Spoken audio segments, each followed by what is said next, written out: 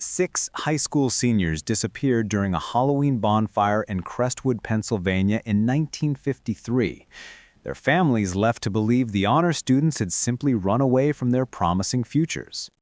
For 15 years, the town carried the shame of 6 children who'd abandoned their scholarships, their families, and their responsibilities for reasons no one could explain. Then, a logging crew working newly opened forest land pulled something impossible from the earth. The discovery would shatter a small town's understanding of its own history. October 14th, 1968, a Monday morning in Crestwood, Pennsylvania. The kind of small town where everyone knows everyone, where secrets are supposed to stay buried, and where the past is something people don't talk about. Frank DeMarco had been working as a logging foreman for 23 years. He'd seen plenty of strange things in the woods. Abandoned cars, old moonshine stills. Once he even found a complete set of dentures hanging from a tree branch. But what he found that morning would change everything he thought he knew about his hometown. His crew was working a section of old-growth forest that had been closed to the public since the 1950s. The state had finally opened it up for commercial logging, and Frank's company had won the contract. It was good land, thick with oak and maple, the kind of trees that would bring top dollar at the mill. The chainsaws were screaming through the morning fog when Frank noticed something odd. They'd just brought down a massive oak, maybe 200 years old, and as the tree fell, it tore up a section of earth around its root system. That's when Frank saw it. A flash of color in all that brown dirt, something that didn't belong. He walked over, thinking maybe it was an old tarp or some trash that had gotten caught in the roots decades ago. But as he got closer, his stomach started to turn, because the fabric he was looking at wasn't old. It wasn't rotted or faded or torn. It was perfect, like it had been buried yesterday. Frank knelt down and brushed away the loose soil. His hands were shaking. He'd been in the woods long enough to know that when something looks wrong, it usually is. And this was very, very wrong. It was a letter jacket. High school. Crestwood colors, blue and gold. The patches were still bright, the leather still supple. And when Frank turned it over, he could read the name stitched on the back clear as day. Thomas Brennan, number 44. Class of 1954. Frank stood up fast and called out to his crew. "Shut it down," he yelled. "Shut it all down!" The chainsaws went silent, and in that sudden quiet, Frank could hear his own heart pounding in his chest. Because behind that jacket, there was more fabric emerging from the dirt. A lot more. By the time Deputy Carter arrived from town, Frank and his crew had stopped digging. They'd learned that lesson the hard way over the years. When you find something that might be evidence, you stop touching it. You wait for the police, you let them handle it. Carter was a young deputy, only been on the job a few years, but he was sharp. He took one look at what Frank had uncovered and got on his radio immediately. He didn't call for backup, he called for the sheriff, directly. And he used a tone that Frank had never heard before. Urgent, almost scared. What they'd found was 6 complete outfits, arranged in a perfect circle, buried about 3 feet deep in soil that should have rotted them away to nothing 15 years ago. But they were pristine, preserved, like someone had put them in a time capsule. There was the varsity jacket that Frank had found first. Next to it, a cheerleader uniform, Crestwood High, with the name Susan Hartley stitched inside the collar. Then a leather jacket, the kind greasers wore in the 50s, with James Castellano written in marker on the inside pocket. A homecoming dress, light blue with white lace, belonging to Patricia Moore. A football practice jersey, number 12, Robert Nash. And finally, a poodle skirt with a pink sweater, Eleanor Vance's name on the tag. 6 outfits, 6 names, all from the class of 1954. Deputy Carter took photographs of everything before they moved a single item. He measured the circle, exactly 12 feet in diameter. The clothes were arranged with their collars pointing inward, like they were all facing the center of something, some kind of ceremony, some kind of ritual. But the question nobody wanted to ask out loud was the obvious one. if the clothes were here, where were the people who'd been wearing them? Carter bagged everything carefully and loaded it into his patrol car. He told Frank and his crew not to talk about what they'd found. Not yet. Not until the sheriff had a chance to look into it. And then he drove back to town, going just a little bit faster than the speed limit allowed. In the back seat, 6 perfect outfits from 1953, riding through a town that spent 15 years trying to forget they ever existed. 3 days later, Sarah Brennan was sitting in the basement of the Crestwood Public Library, scrolling through reels of old newspapers on the microfiche machine. The librarian had given her a strange look when she'd asked for papers from October and November of 1953, but she'd brought them out without asking questions. Small-town librarians know when to mind their own business. Sarah was 27 years old, a graduate student in forensic psychology at Penn State. She'd come home to Crestwood for what was supposed to be a quick weekend visit with her grandmother. But then she'd heard about what the logging crew found in the woods, and she'd heard the name on that varsity jacket. Thomas Brennan, her grandmother's older brother, the uncle Sarah never met because he disappeared before her mother was even born. Growing up, Sarah had asked about Uncle Tommy exactly once. She'd been maybe 7 or 8 years old, going through old family photos in her grandmother's attic. There was a picture of a handsome teenage boy in a Crestwood football uniform, holding a trophy and grinning at the camera. "Who's that?" Sarah had asked. Her grandmother had taken the photo from her hand so fast it startled her. "That's nobody," she'd said, "and we don't talk about him, ever." Then she put the photo back in the box and closed the lid, and Sarah had learned that some questions don't get answered in the Brennan family. But now, sitting in the library with the microfiche humming in front of her, Sarah was going to get her answers whether her grandmother liked it or not.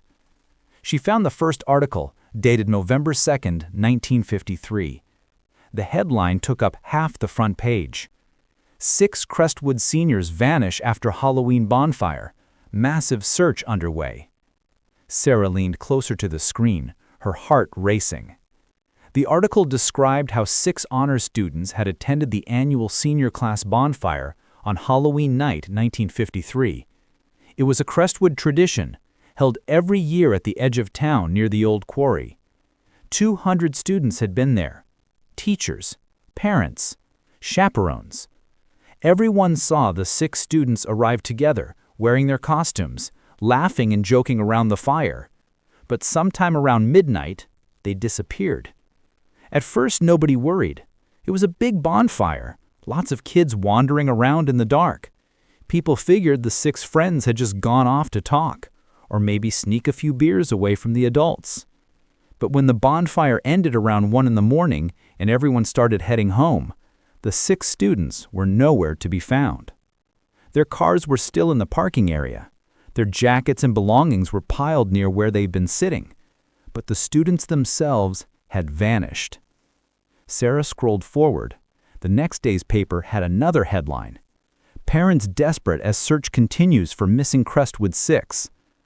The article listed their names: Thomas Brennan, 17, student body president and captain of the football team; Susan Hartley, 17, valedictorian with a full scholarship to Bryn Mawr; James Castellano, 17, editor of the school newspaper and debate team champion; Patricia Moore, 17, science fair winner with acceptance to MIT; Robert Nash, 18, all-state quarterback with offers from 4 universities; Eleanor Vance, 17, lead in every school play and headed to Juilliard. These weren't troubled kids. These weren't dropouts or delinquents. These were the best and brightest Crestwood had to offer. Future doctors and lawyers and teachers.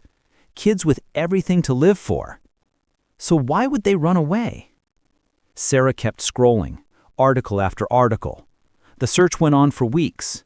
Police brought in dogs. The FBI sent agents. Volunteers combed every inch of the forest. They dragged the quarry. They searched abandoned buildings. They interviewed every single person who'd been at that bonfire. Nothing.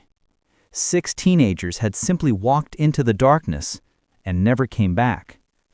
Then, about 3 weeks after the disappearance, The tone of the articles started to change.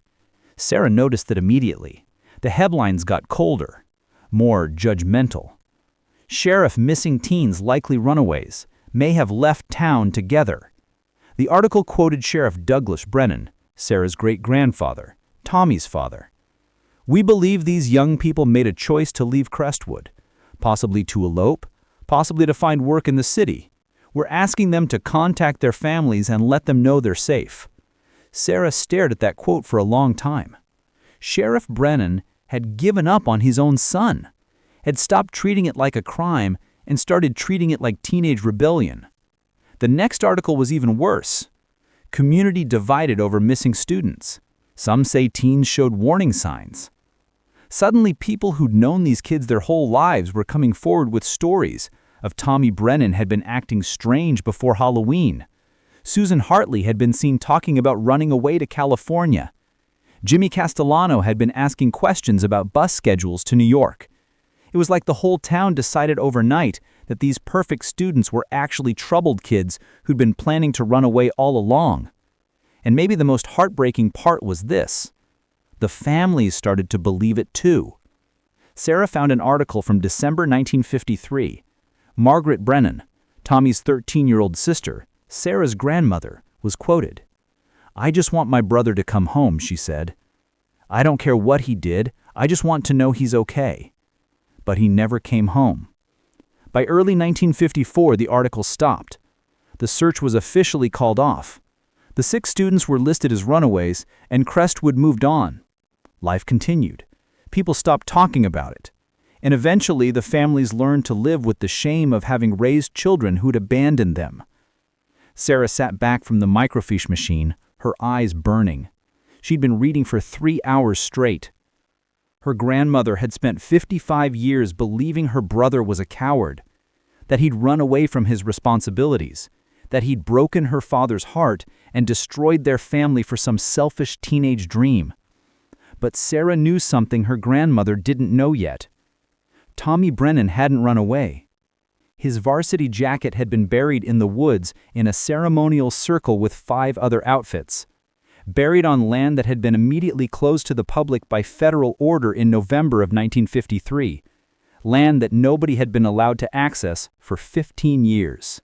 Someone had taken those clothes, arranged them, buried them, and then made absolutely sure nobody would ever find them. This wasn't 6 kids running away. This was 6 kids being erased. Sarah gathered up her notes and photographs of the newspaper articles. She had to talk to her grandmother, had to show her this evidence, had to make her understand that Tommy hadn't abandoned the family. But as she walked out of the library into the afternoon sunlight, Sarah had no idea that she was about to open a door that some very powerful people had spent 50 years keeping locked.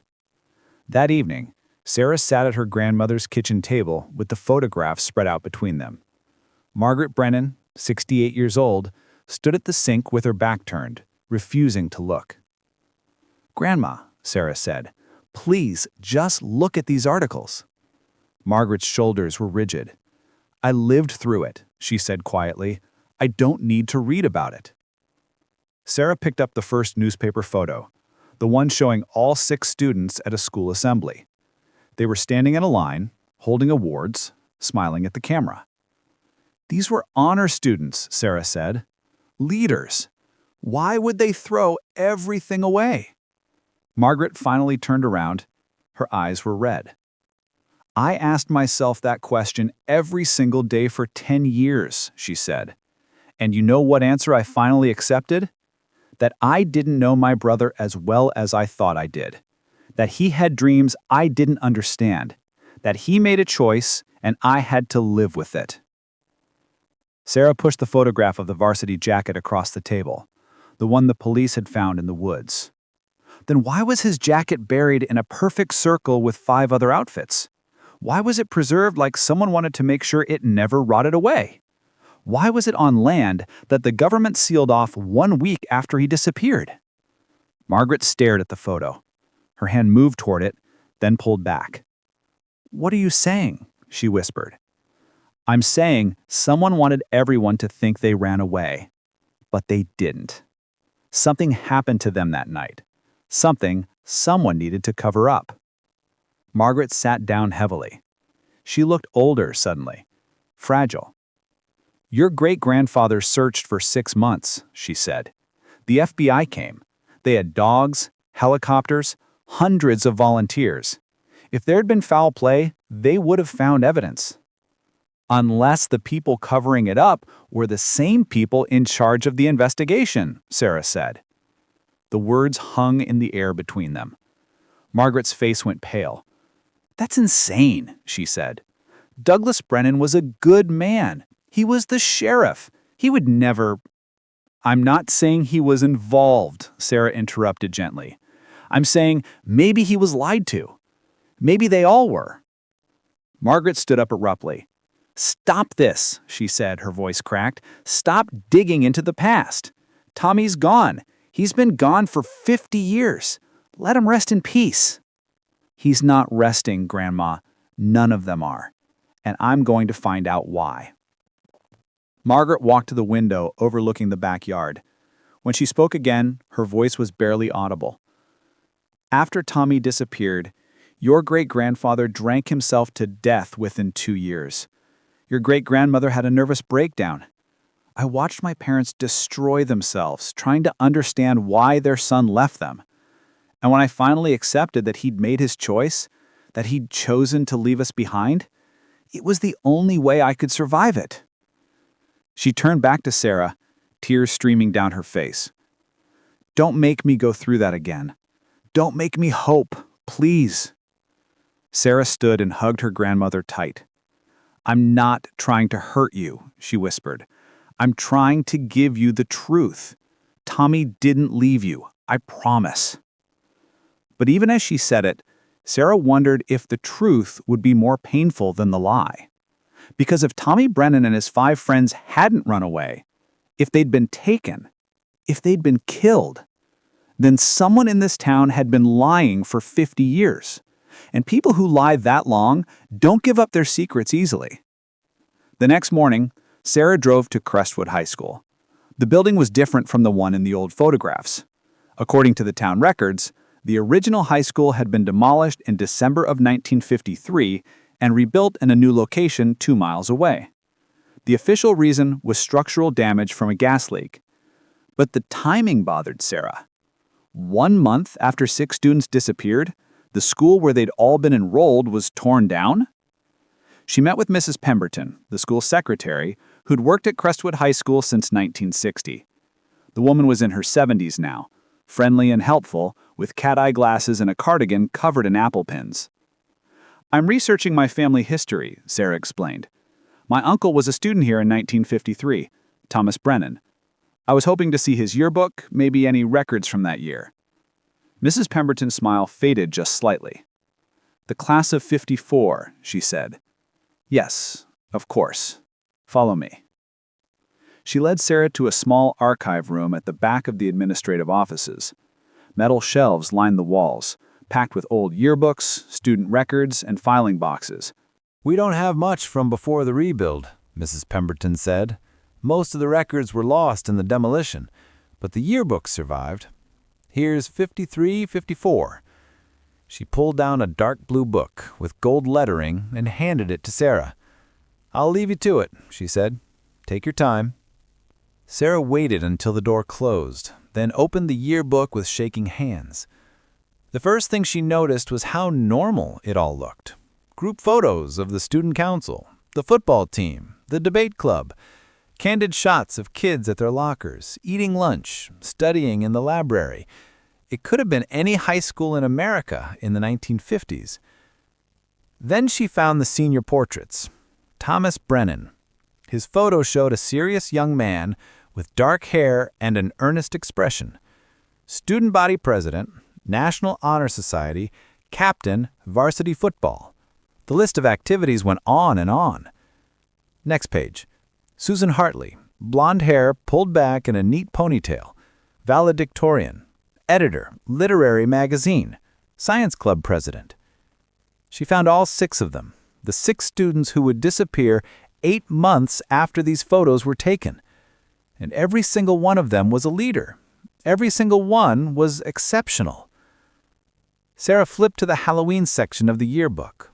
There were several pages dedicated to the annual bonfire, photos of students in costumes, roasting marshmallows, dancing around the flames. She scanned every face, looking for the 6 missing students.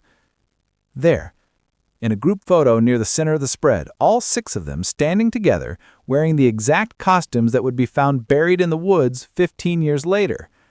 Tommy in his varsity jacket, Susan in her cheerleader uniform, Jimmy in his leather jacket, Patricia in her homecoming dress, Bobby in his football jersey, Ellie in her pool skirt. They were laughing, arms around each other's shoulders, young and alive and completely unaware that they had hours left to live. But something else caught Sarah's eye. In the margin of the yearbook, written in pencil, so faint she almost missed it, someone had written a note.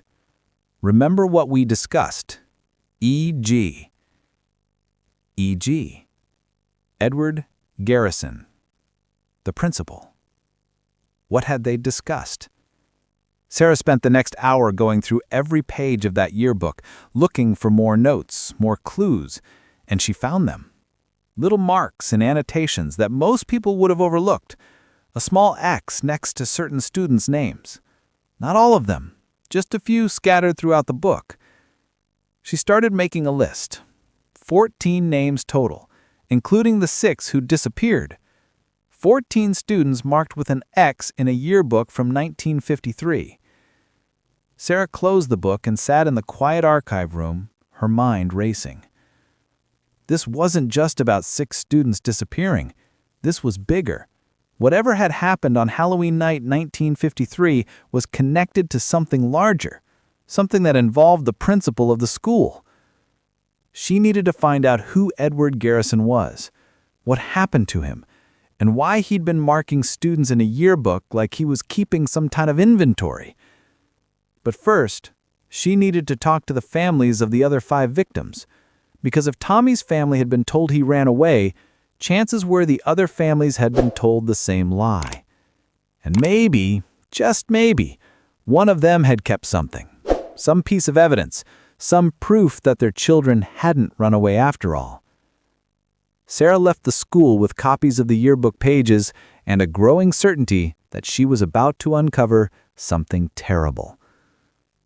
In a town this small, secrets don't stay buried forever.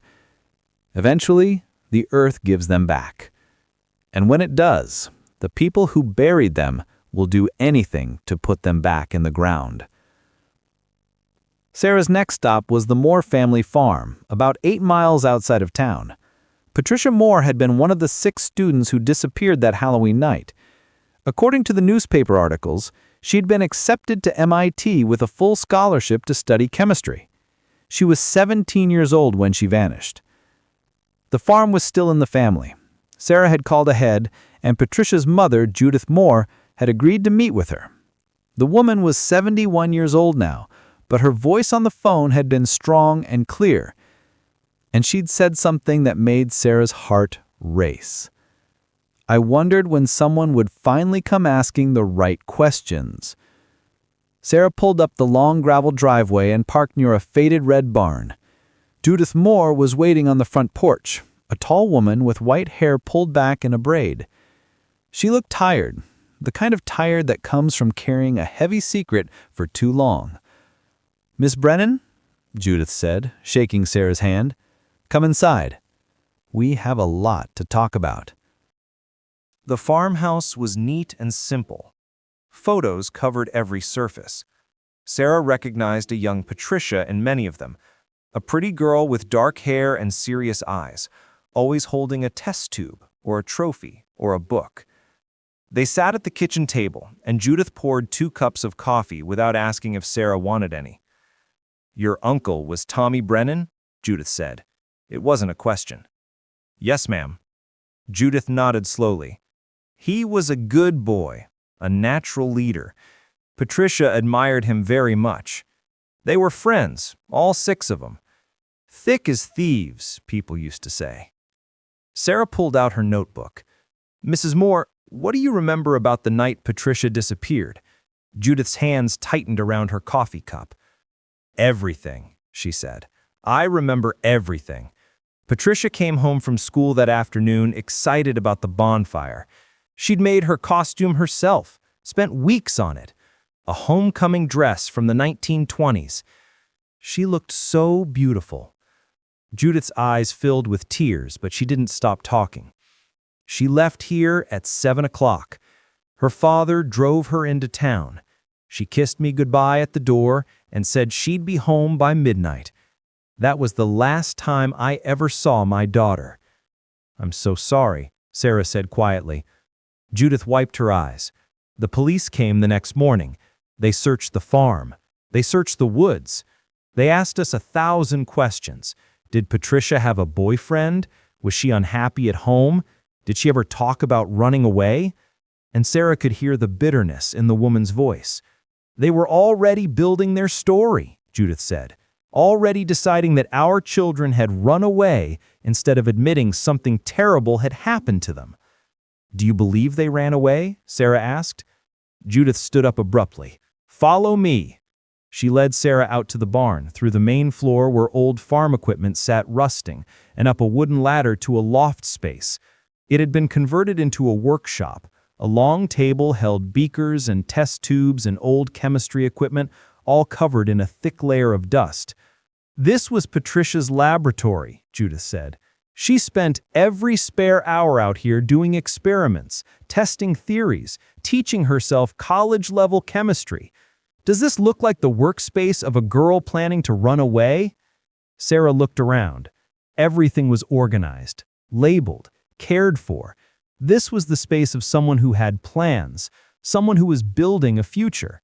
The police never came out here, Judith continued. They never saw this. They'd already made up their minds. She walked to a shelf at the back of the loft and pulled down a shoebox. Patricia didn't run away, she said firmly. She was murdered, and I've spent 50 years knowing it and having no one believe me. She opened the shoebox. Inside was a small reel-to-reel tape, the kind people used for home recordings in the 1950s. The label on the tape, written in neat handwriting, said, Insurance, PM, October 30, 1953. Sarah's breath caught. What is this? Judith handed her the box. Patricia left this in her workshop the morning of the bonfire. I found it 3 days after she disappeared. I took it to the police. Sheriff Brennan listened to it once, then told me it was teenage dramatics and that it didn't prove anything. Did you keep a copy? I kept the original, Judith said. The sheriff never gave it back to me. Said he was keeping it as evidence. But no one ever mentioned it again. Have you listened to it since? Sarah asked. Once, in 1960. I couldn't bear to hear her voice after that. But you need to hear it. You need to know what they did.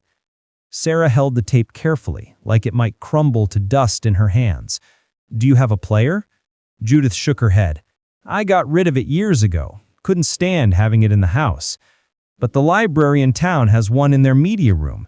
They keep old equipment for digitizing historical records. Sarah looked at the elderly woman standing in her daughter's dusty workshop, surrounded by 50 years of grief and unanswered questions. Why didn't you push harder? Sarah asked gently. Why didn't they make them investigate? Judith's face hardened. Because 3 weeks after Patricia disappeared, our barn burned down. The fire marshal said it was faulty wiring, but we'd just had an electrician out the month before. Everything was up to code. We lost half our livestock and nearly lost the house. You think someone set the fire? I know someone did. It was a warning. Stop asking questions or lose everything. So we stopped asking. We accepted the story that our daughter had run away. We learned to live with the shame, but we never believed it, not for 1 second. Sarah carefully placed the tape back in the box. Mrs. Moore, I'm going to find out what happened. I promise you. Judith grabbed Sarah's hand, her grip surprisingly strong. Be careful, she said. Whoever killed our children has been protected for 50 years. They don't want the truth coming out now. and they've already shown they're willing to kill to keep their secrets. Sarah drove straight to the library. Her hands were shaking on the steering wheel. Patricia Moore had recorded something the night before she disappeared. Something important enough that she'd labeled it insurance, something the sheriff had deliberately ignored. The library's media room was in the basement, a small space filled with old equipment for converting cassettes, records, and reel-to-reel tapes to digital formats. The librarian, a young man named Kevin, helped Sarah set up the player. "This is pretty old," he said, examining the tape. "But it should still play. The tape looks like it's been stored well." He threaded it onto the machine and hit play. Static crackled through the speakers. Then, a young woman's voice, nervous but determined. "My name is Patricia Elizabeth Moore. It's October 30th, 1953, 11:47 p.m. If you're hearing this, I'm dead." Sarah's whole body went cold. Patricia's voice continued. "Tomorrow night at the bonfire, 6 of us are going to confront Principal Garrison about what we found. We have proof. We have photographs. We have documentation. But if something happens to us, if we don't make it, someone needs to know the truth." There was a pause. Sarah could hear Patricia breathing, gathering her courage.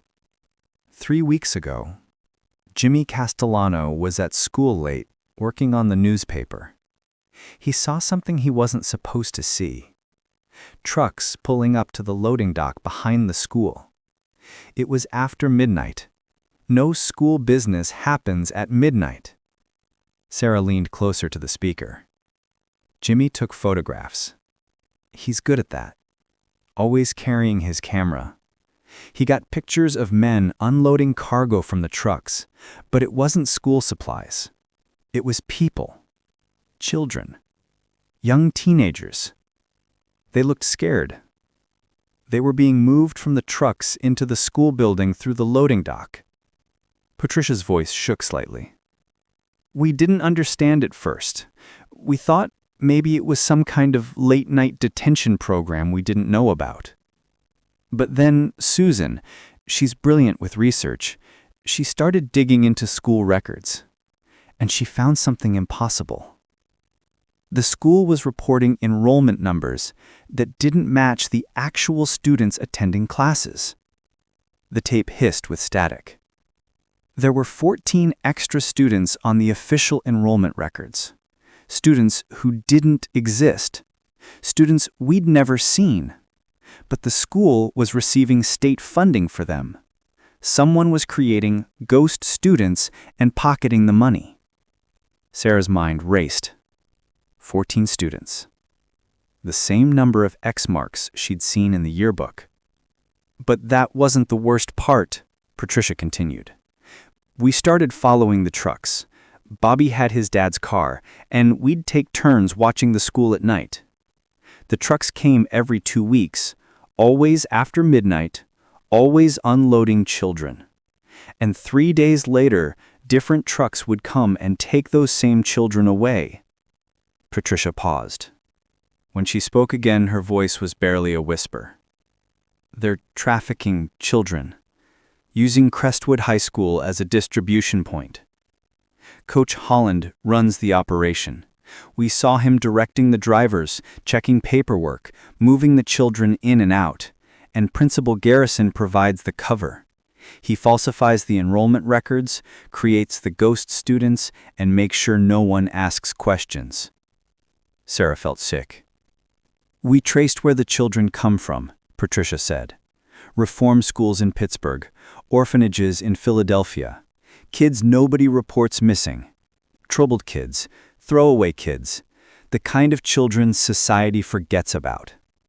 The tape crackled. "And we found out where they're being taken. Medical research facilities, private hospitals, places that need test subjects for experimental treatments, places that pay thousands of dollars for each child." Patricia's voice grew stronger, angrier. We have the evidence. Jimmy's photographs, Susan's enrollment records, Bobby got shipping manifests from the loading dock. Ellie copied keys and we broke into Garrison's office last week. We found contracts, payment receipts, alleged going back to 1948. At least 40 children have been trafficked through this school in the last 5 years. Sarah's hands covered her mouth. Tomorrow at the bonfire, we're going public, Patricia said. We're going to announce it in front of everyone. 200 students, teachers, parents, the whole town will know. Garrison and Holland won't be able to silence all of us. They won't be able to cover it up. But if something happens, Patricia continued, if we don't make it before we can expose them, the evidence is hidden. Tommy has the originals. He buried everything in an ammo box at his family's old homestead, under the stone well. The coordinates are written in the inside cover of his grandfather's Bible, which he keeps in his locker at school. More static. We're doing this for those 14 children, Patricia said, and for all the others who came before them. Someone has to stand up. Someone has to fight. Her voice softened. Mom, Dad, if you're hearing this, I'm sorry. I'm sorry I couldn't tell you. I'm sorry if this brings shame to our family, but I couldn't stay silent. I couldn't let this continue. A long pause. Please find the evidence. Please make sure the world knows what they did. Don't let them win. The tape ended. Sarah sat in the silent media room, tears streaming down her face. Patricia Moore had been 17 years old, a child herself, and she'd been brave enough to stand up to monsters. Kevin, the librarian, knocked softly on the door. You okay in there? Sarah wiped her eyes. Can you make me a digital copy of this tape? Sure, give me 20 minutes. While Kevin worked on the digitization, Sarah pulled out her phone and started researching. Principal Edward Garrison. Coach Victor Holland. She needed to know what happened to them after the students disappeared. It didn't take long to find the answer. Victor Holland had died in November 1953, 3 weeks after the bonfire. The newspaper article called it a hunting accident. He'd been found in the woods with a gunshot wound. The death was ruled accidental. Edward Garrison had died in April 1954. Heart attack, according to his obituary. He was 52 years old. Both men dead within 6 months of the students' disappearance. Sarah didn't believe in coincidences. Someone had cleaned house, eliminated the loose ends, made sure the people who could testify about the trafficking operation would never talk. But Patricia had said Tommy buried the evidence, the photographs, the manifests, the ledger, everything they'd collected to prove what was happening. If Sarah could find that ammo box, she'd have everything she needed. She called her mother. "Mom," she said when her mother answered, "I need to ask you something about Dad's family. The Brennans, did they have an old homestead, a property outside of town?" Her mother was quiet for a moment. "Why are you asking about that?" "Please, Mom, it's important." Her mother sighed.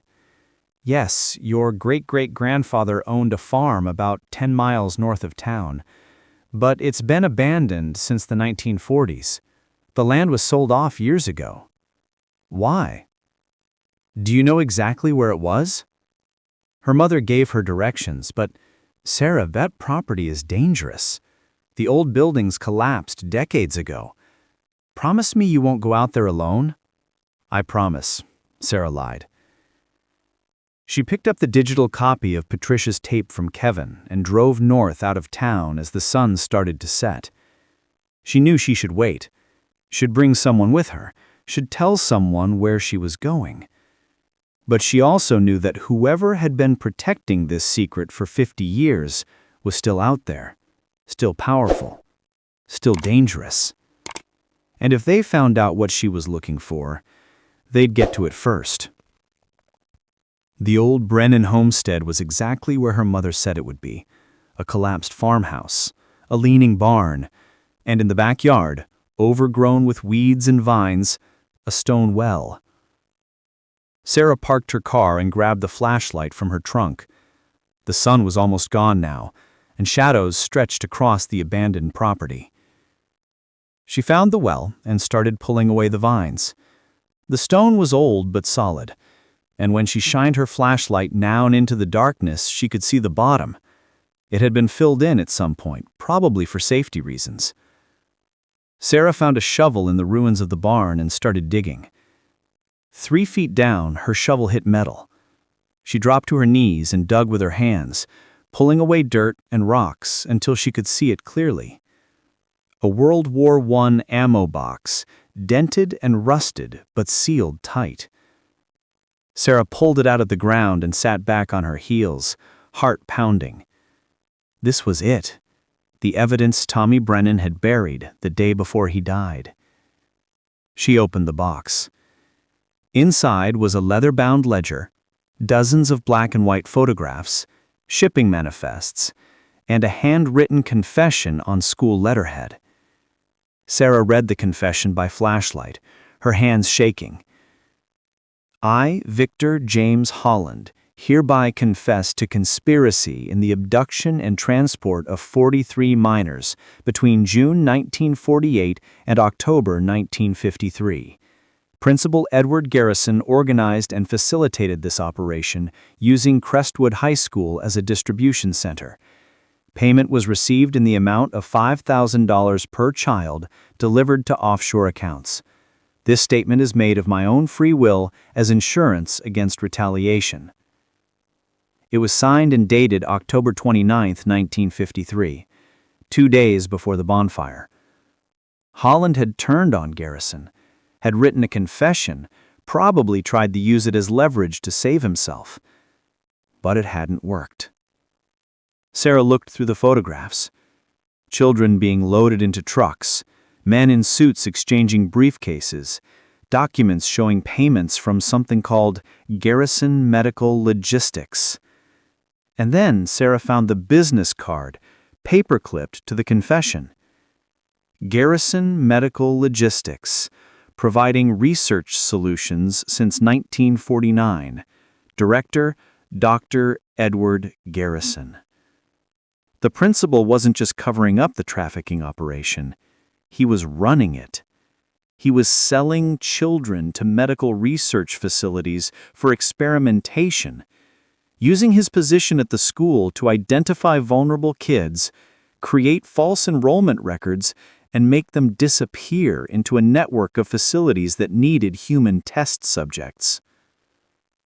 Sarah sat in the darkness next to the old well, holding evidence of one of the evil conspiracies she'd ever heard of. 43 children, sold, experimented on, probably killed. And 6 brave teenagers had discovered the truth and paid for it with their lives. Sarah carefully packed everything back into the ammo box. She needed to get this to someone she could trust, someone who couldn't be bought or threatened or silenced. But as she stood up to leave, she saw car lights coming up the long driveway. Someone knew she was here, and they were coming to make sure the evidence stayed buried. Sarah's heart hammered in her chest. The headlights were still a few hundred yards away, moving slowly up the overgrown driveway. She had maybe 30 seconds before whoever it was reached the homestead. She grabbed the ammo box and ran for her car, but stopped. If they were coming for the evidence, they'd search her car first. She needed to hide it somewhere they wouldn't think to look. The old barn. Sarah sprinted across the yard and into the leaning structure. In the corner, hidden under rotted hay bales, she shoved the ammo box as deep as it would go and covered it with debris. Then she pulled out her phone and took rapid photos of everything inside the box. The confession, the ledger pages, the photographs. If something happened to the physical evidence, at least she'd have digital copies. She hit send, uploading everything to her cloud storage just as the car pulled up outside. Sarah walked out of the barn trying to look casual, brushing hay off her clothes. Her own car was parked 20 feet away. The ammo box was hidden. She could play this off as just exploring the old family property. But when she saw who stepped out of the car, her stomach dropped. Sheriff Thomas Brennan, Jr., her uncle, Tommy Brennan's nephew. "Sarah," he called out. His voice was careful, controlled. "What are you doing out here?" "Just looking around," Sarah said. "Mom told me about the old homestead. I wanted to see where our family came from." Thomas walked closer. He was a big man, 52 years old, wearing his sheriff's uniform.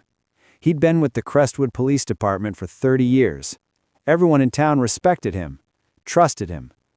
Sarah had always thought of him as a good man. But right now, the way he was looking at her made her skin crawl. "Your mom called me," Thomas said. "Said you were asking about this place. She was worried you'd come out here alone. These old buildings are dangerous." He glanced at the collapsed farmhouse, then at the stone well, then back at Sarah. "Find anything interesting?" Sarah shrugged. "Just old junk. Broken furniture, not much left after all these years." Thomas nodded slowly. He walked past her toward the well. Sarah's breath caught. Could he tell someone had been digging there? "You know," Thomas said, not looking at her, "I've been hearing things around town about you asking questions, visiting the Moore family, spending time at the library looking through old newspapers." "I'm researching family history," Sarah said. "Are you?" His tone had changed. Harder now. Less uncle, more sheriff. "Because it seems to me like you're investigating something. Something that happened a long time ago. Something that's better left alone." Sarah kept her face neutral. "I don't know what you mean." He sighed. He walked back to his car and leaned against it. "When they found those clothes in the woods last week," he said, "I knew someone would start asking questions. I just didn't think it would be family." Sarah's pulse quickened. "What are you saying?" Thomas looked at her directly. "I'm saying there are things about this town's history that are complicated. Things that can't be understood from newspaper articles and old evidence. Things that would hurt a lot of people if they came to light." "Like what happened to Tommy Brennan and his friends?" Sarah asked. Thomas's jaw tightened. "Your grandmother has lived with shame for 50 years, believing her brother abandoned the family. But she's made peace with it. She's built a life. Do you really want to dig up the past and destroy that peace?"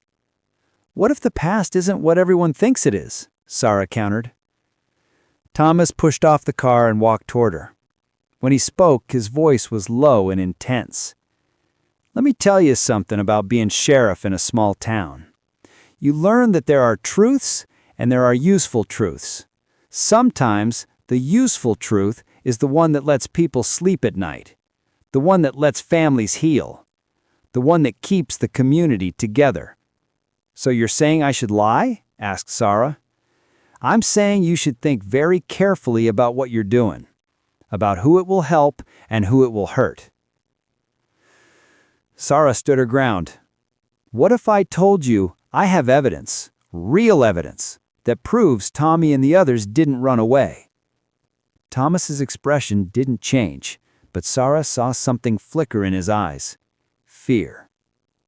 "What kind of evidence?" "The kind that shows they were murdered. The kind that shows why they were murdered. The kind that names the people responsible." Thomas is quiet for a long moment. Then he walked back to his car, opened the door, and pulled out a manila folder. "Sarah Brennan," he said formally, "I need you to come down to the station with me. We need to have a serious conversation." "Am I under arrest?" "Not yet, but if you refuse to cooperate, that can be arranged." Sarah's mind raced. She couldn't go with him. If he was protecting whoever was behind this, she'd never leave that station. Or worse, she'd leave in a body bag staged to look like an accident. "Can I follow you in my car?" she asked. "I don't want to leave it out here overnight." Thomas considered this. "Sure, follow me. And Sarah, don't try anything stupid. I'd hate for something to happen to you." The threat was clear. Sarah got in her car, hands shaking. As she followed Thomas's patrol car back down the driveway, she called her mother. "Mom," she said when her mother answered, "I need you to listen carefully. I'm with Uncle Thomas. He's taking me to the police station. If you don't hear from me in 2 hours, call the FBI. Tell them I was investigating the 1953 disappearances and I found evidence." "Sarah, what's going on?" her mother asked, alarmed. "Just promise me you'll call if I don't check in." "I promise. But Sarah—" "I have to go," Sarah said, and hung up. She wasn't going to that police station. She couldn't. At the intersection of Old Mill Road and Highway 9, Sarah made her choice. Instead of turning left toward town, she turned right, toward Pittsburgh, toward the interstate, toward safety. In her rearview mirror, she saw Thomas's brake lights flash, then his car spun around, lights and sirens blazing. Sarah pressed the gas pedal to the floor. She'd driven these roads her whole life, knew every curve and turnoff. Her little sedan wasn't fast, but it was nimble. Thomas's patrol car was powerful, but heavy. She took the turn onto Crestwood Heights Road at 60 miles per hour, tires screaming. Thomas was right behind her, yelling into his radio. Sarah's phone rang. Thomas. She answered on speaker. "Stop the car, Sarah. You're only making this worse." "Worse than what?" she shouted back. "Worse than being disappeared like Tommy and his friends? You don't understand what you're dealing with. Then explain it to me. Who are you protecting?" Thomas didn't answer, but Sarah could hear other voices on his radio. He was calling for backup, roadblocks. She had maybe 5 minutes before every cop in the county was looking for her. Sarah took another sharp turn, this time onto a dirt road that led into state forest land. The patrol car's heavy frame struggled with the rough terrain. Sarah's sedan bounced and rattled, but she kept going, deeper into the woods. Finally, she saw what she was looking for, an old logging trail that barely qualified as a road anymore. She killed her headlights and turned onto it, driving by moonlight, praying she wouldn't hit a tree. Behind her, Thomas's sirens faded into the distance. He'd lost her in the darkness. Sarah drove for another 10 minutes until she found a spot where the trees were thick enough to hide her car. She pulled off the trail, cut the engine, and sat in the darkness trying to catch her breath. Her phone buzzed, a text from an unknown number. "We need to meet, tonight. I have information about what you're investigating. Come alone. Crestwood Park, East Entrance, midnight." Sarah stared at the message. It could be a trap. Probably was a trap. But it could also be someone who knew the truth, someone who wanted to help. She checked the time, 10:47 p.m. She had an hour to decide. She pulled up the photos she had taken of the evidence before hiding the ammo box. She scrolled through them, looking for anything she might have missed. Then she saw it. In one of the photographs Jimmy Castellano had taken, there was a face she recognized, a younger version of someone she'd seen recently. She zoomed in on the photo. A man in his 20s, wearing a delivery uniform, loading children into a truck. The same sharp features, the same cold eyes. Sarah opened a new browser window and searched for Garrison Medical Logistics. The company had been dissolved in 1954, just like she had found before. But the assets had been transferred to a new company, Garrison Biomed Solutions, incorporated in 1955. She clicked on the company website. Modern, professional, specializing in pharmaceutical research and medical testing. Current CEO, Dr. Marcus Garrison, age 71, son of the late Dr. Edward Garrison. And there was his photo. Older now, silver-haired and distinguished, but the same man from Jimmy's 1953 photograph. Marcus Garrison had been there, had been part of the trafficking operation as a young man, and now he was running the company his father had built on the bodies of stolen children. Sarah's hands shook as she kept searching. Garrison Biomed Solutions had facilities in 6 states, contracts with the Department of Defense, partnerships with major universities. This wasn't some small-time operation that ended in 1953. It was still going, still operating, just with better cover and more powerful connections. Sarah's phone buzzed again, the same unknown number. The people who killed your uncle are still alive, still active, still protected. If you want justice, meet me at midnight. I'll bring proof. Sarah made her decision. She had to take the risk. At 11:45 p.m., she drove carefully out of the forest and headed toward Crestwood Park. She parked 2 blocks away and walked the rest of the distance, staying in the shadows. The park was empty, dark. The east entrance was near the old playground, surrounded by oak trees. Sarah checked her phone. 11:58 p.m. She heard footsteps behind her and spun around. An elderly man emerged from the shadows. He was thin, maybe 80 years old, with shaking hands and frightened eyes. "Sarah Brennan," he whispered. "Who are you?" "My name is Arthur Walsh. I was Victor Holland's assistant coach in 1953, and I've been carrying a terrible secret for 50 years. He handed her a thick envelope. Inside, Sarah found shipping manifests, contracts, and payment records, all signed by Victor Holland, all listing destinations for the children who'd been trafficked through Crestwood High School. Garrison Medical Research Facility in Haverford, Pennsylvania, Westlake Psychiatric Institute in Ohio, Thornfield Neurological Center in Maryland. These weren't just trafficking operations, Arthur said, his voice breaking. They were selling children to research facilities, places that did experiments, terrible experiments, the kind of things that happened in concentration camps. Sarah felt sick. How many children? According to Victor's records, at least 43 between 1948 and 1953. But I think there were more. Records that were destroyed. "Why didn't you come forward?" Sarah asked. "Because 3 weeks after the bonfire, Victor had a hunting accident. That's what they called it. But I saw his body. Someone executed him and made it look like an accident. Then Principal Garrison had a heart attack 2 months later. 52 years old and perfectly healthy one day, dead the next." Arthur's hands trembled as he pulled out another document. But Marcus Garrison, Edward's son, he took over the operation, made it bigger, smarter. He uses foster care systems now, juvenile detention centers, kids that the system already forgets about. It's the same operation, just more sophisticated. "How do you know this?" Sarah asked. "Because I've been watching, tracking, documenting, for 50 years. I was too afraid to stop it myself, but maybe you can." Sarah looked at the documents. "This is enough to bring him down.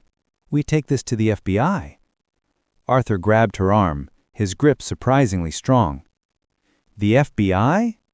The FBI authorized the demolition of that school in 1953. Someone high up gave the order to bury the evidence. Marcus Garrison has files on everyone, Sarah. Judges, senators, police chiefs. He's untouchable." "Then what do I do with this?" Arthur's eyes were desperate. "I don't know. I just know that I'm 82 years old. I don't have much time left, and I can't die knowing that I let those children be forgotten." Sarah carefully put all the documents back in the envelope. "I promise you, Mr. Walsh, I'm going to expose this, all of it." Arthur nodded, tears running down his weathered face. "Be careful. They've killed to protect this secret before. They won't hesitate to do it again." He turned to leave, then stopped. "Your Uncle Tommy," he said. "He was brave. All 6 of them were. They knew what would happen if they confronted Garrison, but they did it anyway. They died trying to save those children. Make sure their sacrifice meant something." Then he disappeared into the darkness. Sarah stood alone in the empty park, holding evidence of a conspiracy that had lasted for more than 60 years. A conspiracy that had murdered 6 teenagers who tried to stop it. A conspiracy that was still operating, still destroying lives, still protected by powerful people. She needed to find somewhere safe, somewhere she could organize all this evidence and figure out who she could trust to help her bring it to light. Sarah walked back to her car, constantly checking over her shoulder. She didn't see the dark sedan that had been following her. Didn't see the man with the camera photographing her meeting with Arthur. Didn't know that by tomorrow morning, the people she was fighting would know everything she knew, and they would do whatever it took to silence her. Just like they silenced Tommy Brennan and his friends 50 years ago. Sarah drove to a motel on the outskirts of Pittsburgh, paid cash for a room, and spent the night photographing and uploading every document Arthur Walsh had given her. By sunrise, she had copies stored in 3 different cloud accounts and had emailed everything to her mother, with instructions to open it only if something happened to Sarah. Then she tried to sleep, but couldn't. Her mind kept returning to Patricia Moore's voice on that tape. 17 years old and so certain she was about to die. So determined that the truth would survive, even if she didn't. At 7 a.m., Sarah's phone rang. Her mother. "Sarah, thank God. Are you okay? Thomas came by the house last night looking for you. He said you ran from him, that you might be having some kind of breakdown." Sarah's jaw clenched. "I'm fine, Mom, but I need you to listen. Don't trust Uncle Thomas. Don't tell him where I am. Don't tell him anything." Her mother was quiet for a moment. "Sarah, what's going on?" "I found out what happened to Tommy Brennan, and it's worse than anyone imagined." Sarah spent the next 20 minutes telling her mother everything: the tape recording, the evidence, the trafficking operation, the threats. Her mother listened in horrified silence. When Sarah finished, her mother said quietly, "Come home. We'll figure this out together." "I can't come home yet. It's not safe." "Then where will you go?" Sarah had been thinking about that all night. "I'm going to find those research facilities, the ones where the children were sent. If any records survived, if there's any documentation of what happened to them, I need to find it." "That's too dangerous," her mother protested. "Mom," Sarah said gently, 6 teenagers tried to expose this. The least I can do is finish what they started." After she hung up, Sarah checked the news on her phone. Her heart stopped. The headline read, "Elderly man dies in house fire. Arthur Walsh, 82, killed in tragic accident." The article described how Arthur Walsh's home had burned down overnight. Investigators believed it was caused by faulty electrical wiring. His body had been recovered from the ruins. Sarah felt like she'd been punched in the stomach. 12 hours ago, she'd talked to Arthur Walsh. He'd given her evidence. He'd told her the truth. And now he was dead. Just like Victor Holland. Just like Edward Garrison. Just like everyone who knew too much. Sarah's phone buzzed with a text from another unknown number. This time, there was a photo attached. It was her grandmother, Margaret Brennan, photographed through her kitchen window. Taken this morning. The text below read, "We have what you found at the homestead, and we know you made copies. You have 24 hours to deliver everything, every file, every photo, every document, or we start with your grandmother, then your mother, then you. Don't test us.